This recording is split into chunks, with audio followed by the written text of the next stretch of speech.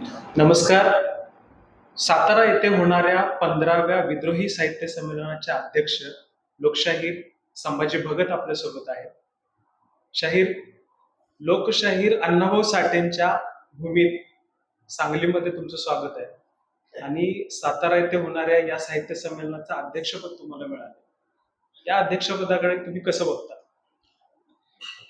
तसं बघितलं तर एक सामान्य कार्यकर्ता आहे आणि विद्रोही साहित्य चळवळ, सांस्कृतिक चळवळ जी सुरू झाली 1999ला, ते पहिलं साहित्य संमेलन धारावी येथे झालं, त्याचा संयोजक मी होतो. नंतर विद्रोही एका वेगळ्या पद्धतीनं काम करत होती, परंतु मला जास्तीत जास्त लोकांकडे जाण्यासाठी आंबेडकरी जलसेच्या माध्यमातून जायचं होतं. म्हणून मी आंबेडकरी जलसा, शिवाजी अंडरग्राऊंड, कोर्ट सिनेमा हे सगळं करत होतो.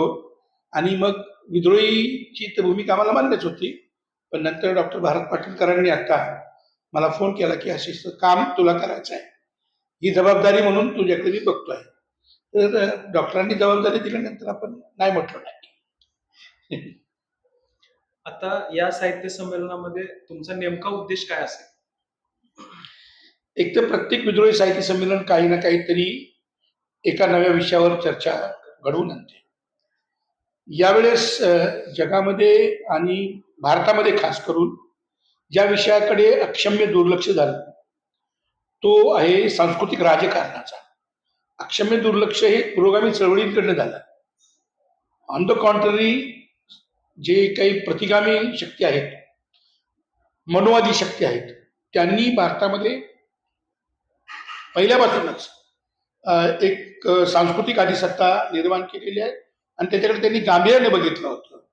परंतु साम्यवादी, समाजवादी, आंबेडकरवादी, स्त्रीवादी किंवा पर्यावरणवादी या ज्या सगळ्या शक्ती आहेत, तर त्या भौतिक प्रश्नांशी लढताना या एका आस्पेक्टकडे त्यांचं पुरेसं लक्ष गेलं नाही. या साहित्य संमेलनामध्ये प्रामुख्यानं या देशामधल्या सांस्कृतिक राजकारणाची कोंडी फोडून नवं सांस्कृतिक राजकारण कसं उभारता येईल, जे फुले आंबेडकरांच्या मुशीमध्ये घडलेलं असेल, जे खऱ्या अर्थानं आंतरराष्ट्रीय मानवतावादी या चळवळी झाल्या त्यांच्या म्हणजे जो आशय आहे तो घेऊन उभं राहील, यासाठी आम्ही प्रयत्नशील असणार आहे.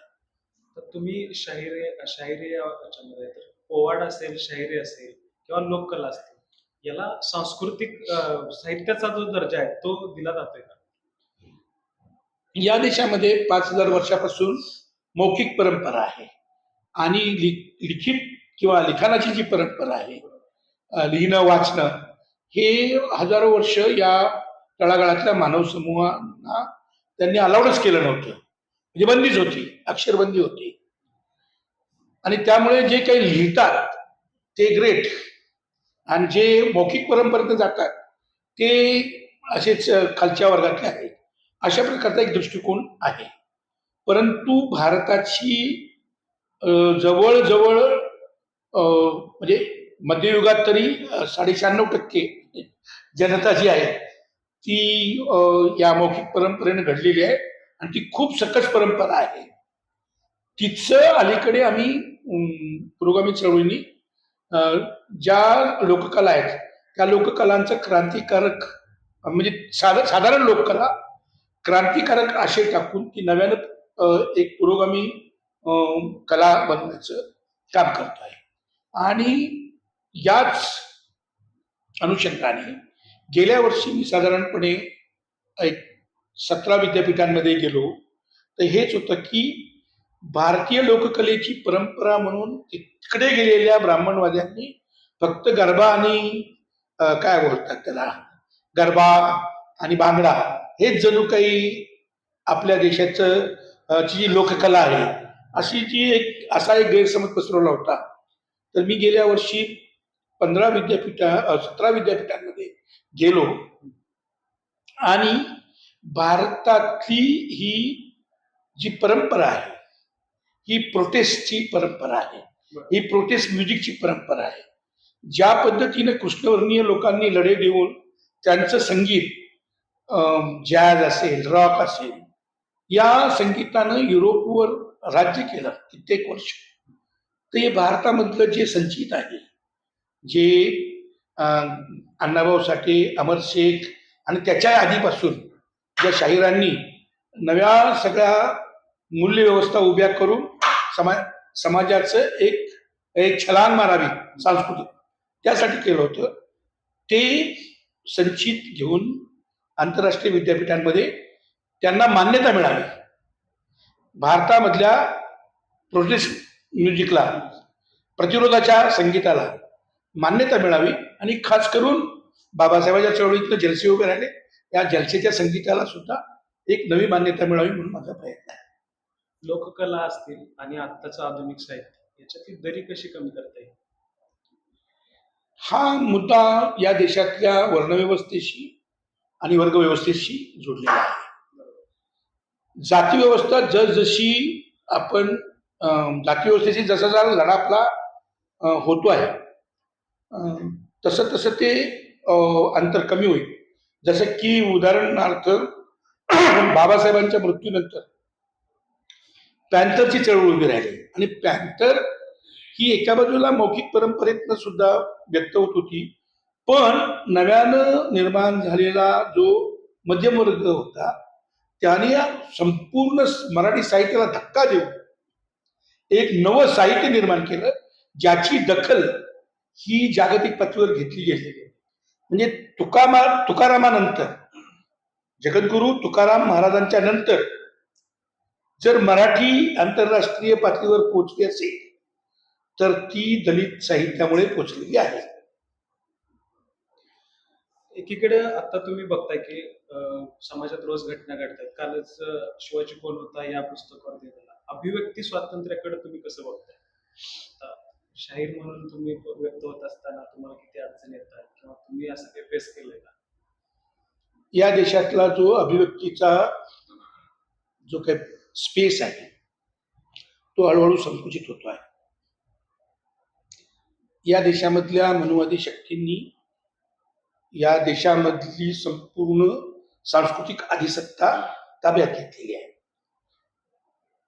इतर कुणी ती घेतली असती तर कदाचित त्यांच्याकडे ती लवकर हिसकावता आली असती. परंतु या देशामधले जे मनुवादी आहेत त्यांना गेल्या हजारो वर्षांचा इतिहास आहे ही मुस्कटदाबी करण्याचा. अक्षरबंदी, स्पर्शबंदी, रोटीबंदी, भेटीबंदी, ह्या सगळ्यात ते अतिशय ट्रेन लोक आहेत, त्यांच्या हातामध्ये आदेश गेलेले. त्यामुळे ते बहुजनांच्या संपूर्ण समाजाची जी काय अभिव्यक्ती आहे त्याची वाचा बंद करणं, त्यांना बोलू न देणं, जे काल जे पानसरेंच्या पुस्तकाच्या बाबतीत जे झालेलं आहे तर ते त्यांनी सांगितलेलं आहे की तुम्हाला या देशामध्ये बोलायची बंदी आहे. पानसरे कोण आहेत आणि ज्या पद्धतीची भाषा, ज्या पद्धतीचा तो आवेश, ती दहशत, ती सांस्कृतिक दादागिरी, ती दर्पोक्ती या सगळ्यामधनं दिसते आहे, याचा अर्थ मनुवादी शक्तींनी या देशातल्या अधिसत्तेवर, सांस्कृतिक अधिसत्तेवर ताबा मिळवला आहे, त्याचं ते लक्षण आहे. परत मी जरा यांच्याकडे तुमच्या शाहिरीकडे येतो. शाहिरी तरुण पोरांना आता किती आकर्षित करते किंवा ती किती समजते? काही तरुण पोरं नक्की हे काम करतायत, पण सगळ्याच गोष्टींचं माध्यमांतर झालेलं आहे. पूर्वी काही मुलं आमच्या काळात लघुकथा, कथा लिहायचे. आत्ताची मुलं कथा लिहित नाहीत, शॉर्ट फिल्म करतात, ब्लॉग्स लिहितात. वैचारिक लिखाण करणारे लोक जे आहेत ते पूर्वी लेख लिहायचे, आता ते ब्लॉग्स लिहित आहेत. काही लोकांना कादंबरी लिहायची, ते आता सिनेमा काढतायत. म्हणजे जर समजा नागराज मंजुळे हे पूर्वीच्या काळामध्ये असते तर त्यांनी एक सैराट नावाची कादंबरी लिहिली असते, परंतु त्यांनी सैराट नावाचा सिनेमा काढला. तर हे जे सगळ्या गोष्टी आहेत तर माध्यमांतर झालेलं आहे. तर हे माध्यमांतर शाहिरीमध्ये सुद्धा आता रॅप करणारी मुलं आहेत आणि ती सामाजिक प्रश्न मांडतायत. मला वाटतं की काळानुरूप या सगळ्या कलांमध्ये बदल होतो, त्याचं माध्यमांतर होतं आणि ते होईल, शायरीमध्ये पण होईल. असं नाही की बिलकुल काय होणार नाही. पण जलसा कल्चर जे आहे ते साधारणपणे या शतकाच्या सुरुवातीला आम्ही आंबेडकरी जलशाचे पुनर्जीवन केलं अभ्यास करून. आणि आत्ता जवळजवळ एक 100 ते 150 असे गट आहेत की ज्यांनी आपल्या नावापुढे जलसा लावले. तर त्याचं एक क्रेज आहे. आणि काही तरुण मुलं नक्की येत आहेत, पण ही रॅपमध्ये जी मुलं काम करतात किंवा बाकीचे जे काही विकास करतायत ती सुद्धा आपलीच मुलं आहेत. तुमच्या या प्रवासात वैयक्तिक प्रश्न येतो, तुम्हाला असं कधी वाटलं की ही जी शाहिरी आहे अशी अवघड टप्प्यावर आहे, असं कधी वाटलं तुम्हाला? मला असं, कारण मी एक नवा आशय घेऊन उभा राहतो. मी भक्ती चळवळ करत नाही ना. मी बाबासाहेबांची भक्ती करत नाही. मी बुद्धाच्या मूर्तीच्या भानगडीत नाही. मी बुद्धाच्या विचाराच्या बाजूने उभा आहे. मी बाबासाहेबांच्या व्यक्तिपूजेसाठी तयार नाही. मी बाबासाहेबांचा विचार गाणारा माणूस आहे. त्यामुळे या समाजामध्ये खूप लोक आहेत की ज्यांना कळलेलं आहे की बाबासाहेबांनी व्यक्तिपूजा करायला सांगितली, भक्ती करायला सांगितली. असे खूप लोक आहेत की जे मला बोलवतात. आता माझ्याकडे तारखा नसतात. यावर्षी तर बिलकुल तारखा नाही, पण विद्रोही साहित्य संमेलनाचं पण काम असल्यामुळे मला काही कार्यक्रम करता नाही आले. पण या देशामध्ये, महाराष्ट्रामध्ये खास करून बाबासाहेबांचा विचार विकसित व्हावा आणि तो या महाराष्ट्राला नव्हे तर देशाला त्यांनी गाईड करावं असं मनोमन वाटणारे अनेक लोक आहेत. त्यामुळे मला कधीच माझी शाहिरी ही अशा पद्धतीने क्रायसिस मध्ये आली असं मला वाटलं नाही.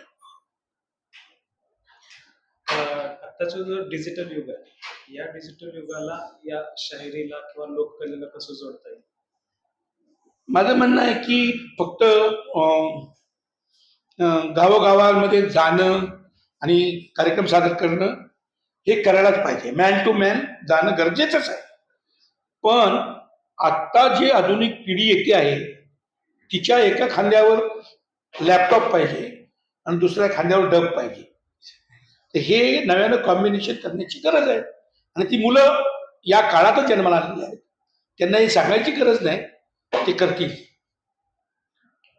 विचारपीठावरचे संभाजी भगत आणि शाहिरीतले संभाजी भगत किंवा वैयक्तिक जीवनातले संभाजी भगत, काय फरक आहे?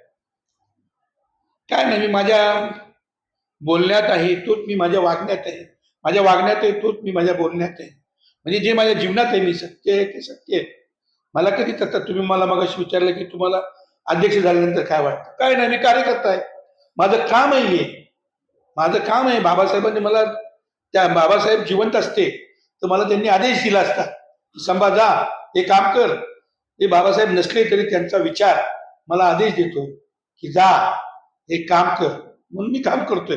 मी जसा माझ्या प्रत्यक्ष जीवनात, खाजगी जीवनात आहे तोच मी विचारपीठांवर आहे किंवा तोच मी कुठेही, आता मी तुमच्याशी बोलतोय तोच आहे. माझी भाषा बोलीच आहे.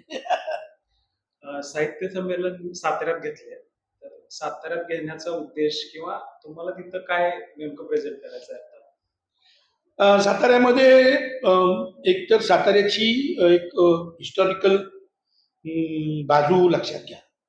या सातारा जिल्ह्याने प्रति सरकारची चळवळ दिली.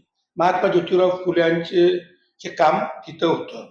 सावित्रीबाई फुल्यांची ती जन्मभूमी आहे. तर भीमाई चे स्मारक ते बनत आहे. बाबासाहेबांचा पहिला दिवस शाळेचा तोही साताऱ्यातच आहे. आणि छत्रपती शिवाजी महाराज यांचे पाय त्या भूमीला लागलेले आहेत. तर हे सगळा विचार करून क्रांतिसिंह नाना पाटलांच्या 125व्या जयंतीचा विचार करून ते साहित्य संमेलन सातारा इथे होत आहे. आणि इन्सिडेंटली माझी ही जन्मभूमी, मी त्या सातारा जिल्ह्यात जन्माला आलो आहे. महाराष्ट्राला एका वाक्यात काय संदेश द्याल? आत्ताची जी परिस्थिती आहे देशातली, ती सामाजिक असेल, सांस्कृतिक असेल, या दृष्टिकोनातून? जे गुलाम करू इच्छितात त्यांना माझा निरोप सांगा की तुम्ही काही केलं तरी आम्ही गुलाम होणार नाही. भले तुमची इच्छा असेल की आम्ही तुमचे गुलाम पुन्हा व्हावं, आम्ही गुलाम होणार नाही, कारण आज आमच्या बरोबर बाबासाहेब आहेत.